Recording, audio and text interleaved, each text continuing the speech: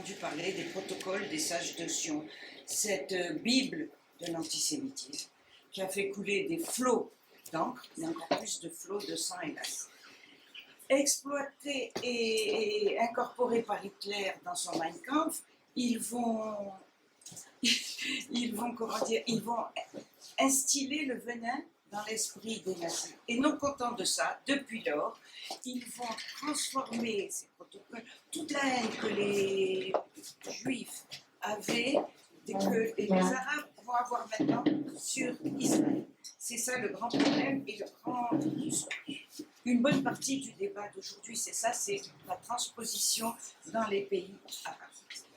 Ce texte prétend être la relation de conférence tenue par des sages de Sion, c'est-à-dire en réalité des notables juifs, qui se sont réunis pour, en somme, mettre la mainmise sur le monde entier. Et évidemment, c'est une calomnie épouvantable, mais le problème, c'est que cette calomnie a été inventée par des gouvernements pour pouvoir détruire le peuple juif depuis tout le temps. Et comme disait Beaumarchais, calomnie reste toujours quelque chose, mais comme disait plus hypocritement, mais aussi plus ironiquement, Goebbels, le ministre de la propagande de Hitler, il disait plus le mensonge est gros, plus vous le répéterez et plus le peuple le croira. Chaque phrase, chaque mot de ce texte des protocoles reflète un antisémitisme viscéral, primaire. Or, ce terme d'antisémitisme vient d'être inventé, puisqu'il date de 1879. Il a été inventé par un journaliste allemand, Wilhelm Marr, qui, pour lui donner un nom, puisqu'il n'y avait pas de nom, est remonté jusqu'à Shem, le fils de Noach. Donc, c'est un terme tout nouveau qui a une base sociale et économique et qui va continuer plutôt pour se prolonger après le terme d'antijudaïsme qui a une base purement religieuse.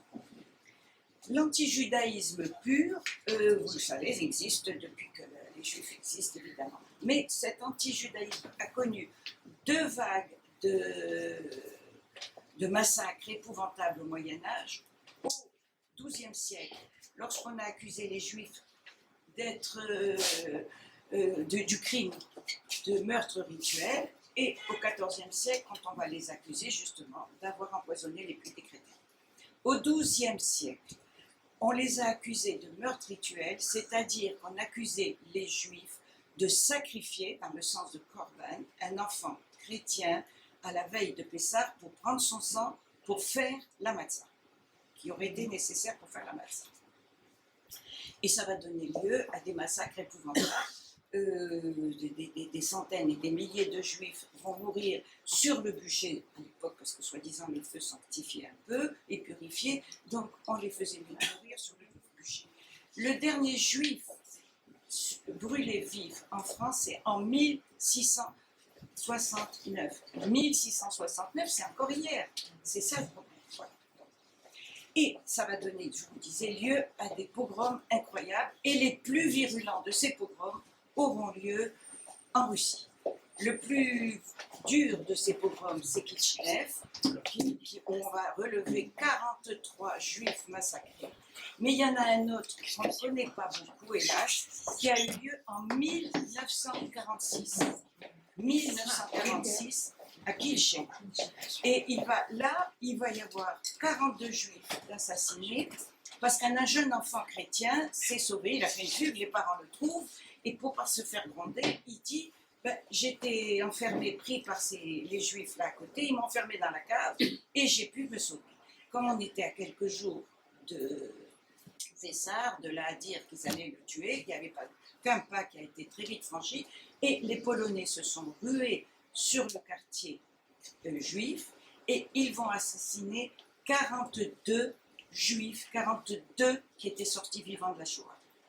Ça, c'est quelque chose, pour moi, c'est extraordinaire, c'est incroyable. Et je trouve qu'on n'en parle pas assez.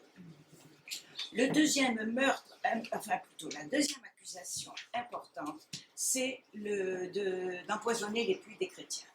C'était en 1348, il y a eu une épidémie de peste épouvantable et les gens vont mourir par milliers, dizaines de milliers à travers l'Europe. Mais comme les Juifs avaient des règles d'hygiène plus fortes, c'est-à-dire le Netilat Yadayim, le mikvé, la cachetisation de la viande et tout, les premières semaines, ils sont moins contaminés que les chrétiens. De là à dire qu'ils ont empoisonné les puits, il n'y a qu'un petit pas de rien qui a été franchi. Et les massacres vont commencer, puisque en Espagne seulement, en l'espace de 5 semaines, on va relever 50 000 juifs assassinés.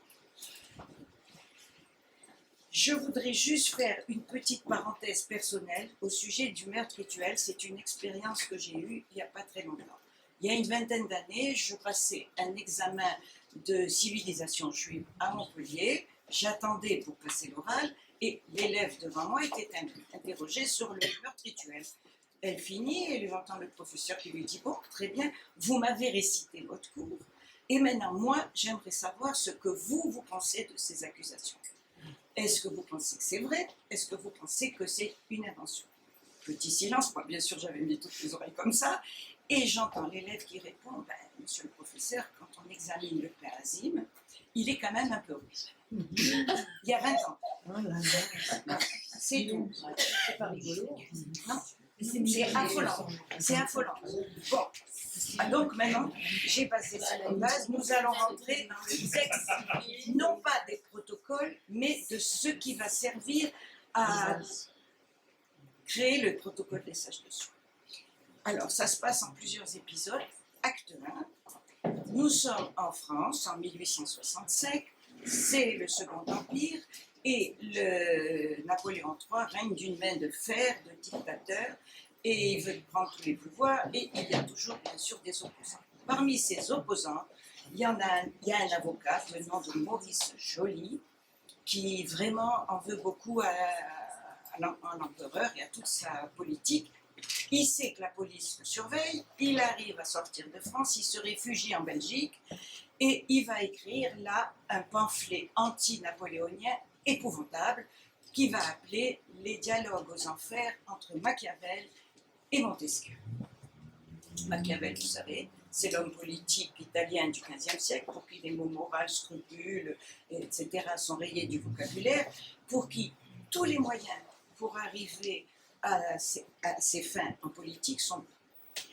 Et en face de lui, il va avoir Montesquieu, qui est un philosophe du XVIIIe, qui a écrit l'Esprit des lois, qui va inspirer la Constitution française. Et donc, ce pamphlet, qui est assez conséquent, puisqu'il y a quand même 35 paragraphes importants, c'est un morceau de vitriol contre Napoléon III.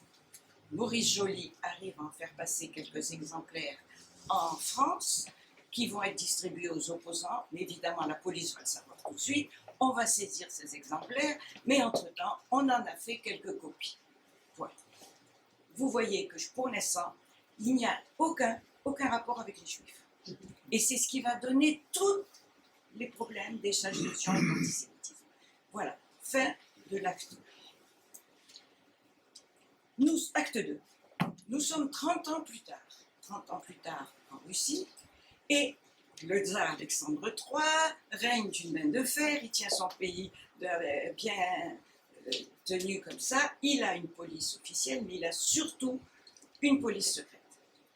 Sa police secrète est dirigée par un dénommé Vorontsov. Et ce Vorontsov dit lui-même qu'il ne supporte pas les Juifs, mais, dit-il, les Juifs sont plus intelligents que les Russes. Et si on ne les bride pas et les supprime pas tout de suite, ils vont prendre la place des Russes peu à peu dans les fonctionnaires, etc. Il faut les supprimer. Comme le pays est grand, tant il fait des pogroms, et il y a des pogroms qui se multiplient un peu partout. Nous sommes à une époque où le chemin de fer pénètre dans ces régions. Avec le chemin de fer, vous savez, les hommes, les idées, les journaux. Donc, on va apprendre en Europe de l'Ouest qu'il y a eu des pogroms un peu trop souvent en Russie.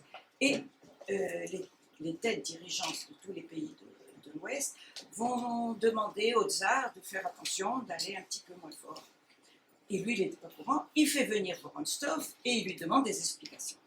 Vorontsov est pris de court et il fait « J'ai eu vent qu'il y avait un complot épouvantable pour tuer le tsar et pour aussi prendre le pouvoir. » Très bien, dit le tsar, je veux une preuve pour me disculper vis-à-vis des gens, enfin des chefs de gouvernement d'Europe. Et Vorontsov est bien embêté. Il va voir un de ses amis, un dénommé Pobiedinostev, qui est le président du Saint-Synode.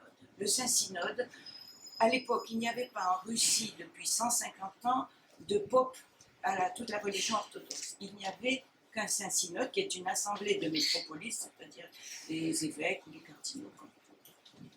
Et Pobiedinostev lui dit, moi, je veux bien qu'on trouve un simili-complot quelque part, mais je ne peux pas demander à des métropolis, c'est-à-dire le plus haut grade dans la religion, de faire des faux. Il faut qu'on le trouve autre part. Donc il faut chercher, mais il lui dit, si tu as cette preuve, moi j'ai parmi les métropolites quelqu'un qui est très bien placé pour le faire parvenir au tsar. C'est un de mes métropolites qui est le confesseur de la tsarine. Donc si c'est chez la tsarine, c'est chez le tsar le jour suivant. Tu peux y aller. Cet homme s'appelle Serge Nilus. C'est un métropolite qui est très spécial. Son frère, dans les écrits, le traite de fou. Ses amis le traitent d'illuminé. Lui se croit un prophète. Donc vous voyez à peu près comme type. Et surtout qu'il va, dans le rôle de confesseur, il va précéder le fameux Rasputin. Donc vous voyez à peu près comment, dans quel milieu un peu blanc. Ce Serge Nilus est persuadé que l'Antéchrist va arriver. Donc il écrit de nombreux livres sur l'Antéchrist, il est antisémite jusqu'au fin fond de l'âme, et il faut lui dire, lui expliquer ce qu'on veut. Mais il est dans les hautes sphères de l'Église, certes, il est dans les hautes sphères de la cour, mais il est aussi dans les bas-fonds, puisqu'il fait partie d'un groupe qui s'appelle les 100 Noirs, le chiffre 100. C'est 100 anarchistes qui s'amusent, dirait-on, à tuer le juif. Il n'y a pas de mots. Ils vont dans la campagne, ils font un petit pogrom par-ci, un petit pogrom par-là, personne n'en entend parler vraiment. C'est le plaisir de ce groupe de 100 noirs, c'est connu. Donc, le dénommé Vorontsov et Pobiedinostev, tu peux aller plus loin, mon chéri, vont se mettre d'accord pour dire qu'il faut un texte, puisqu'on a celui qui va transmettre le texte. Tu peux y aller. Vas-y. Voilà. Donc vous avez Vorontsov, police secrète, Serge, vous avez le Saint-Synode avec Pobiedinostev, et vous avez le messager. Maintenant, il reste le message, et on n'a rien.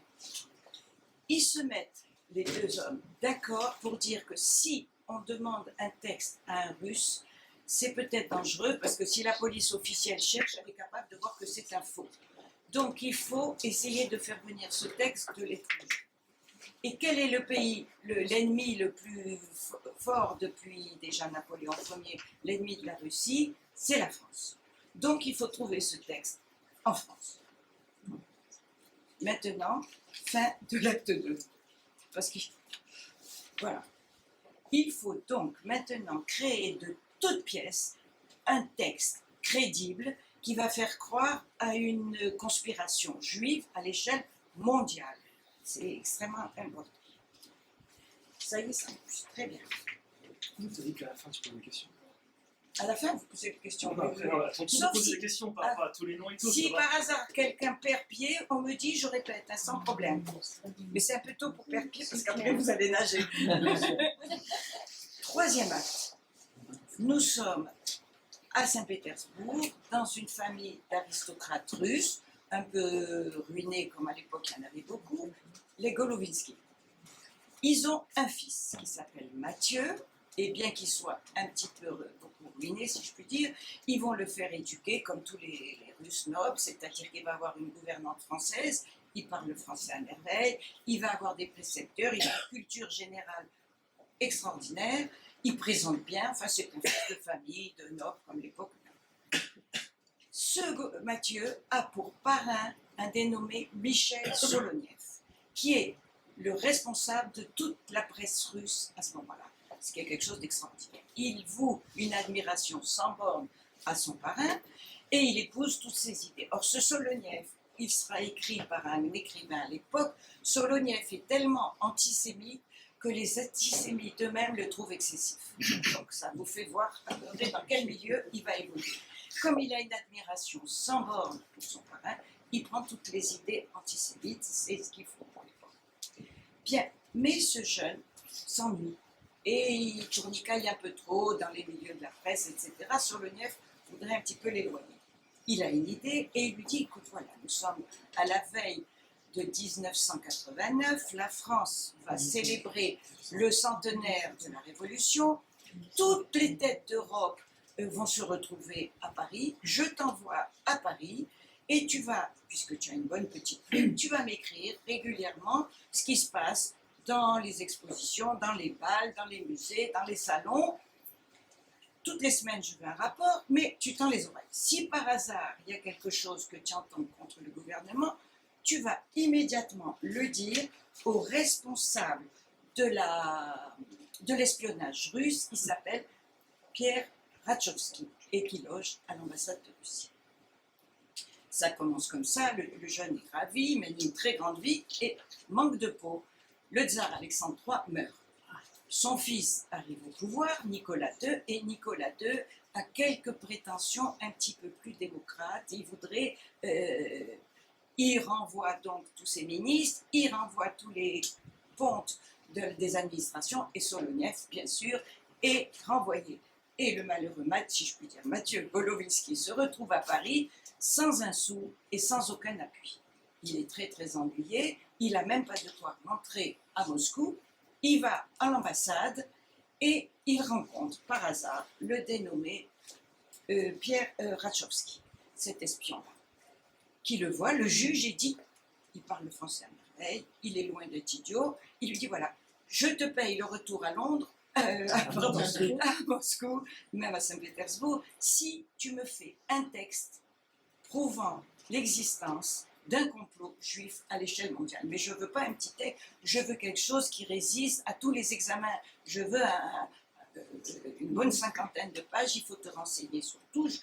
Voilà, tu me fais ce texte et tu rentres chez toi tranquille. Bon, Mathieu veut bien, mais il est paresseux comme les deux, donc ça l'ennuie de faire des recherches un peu partout, et il va farfouiller dans les archives de l'ambassade de Russie.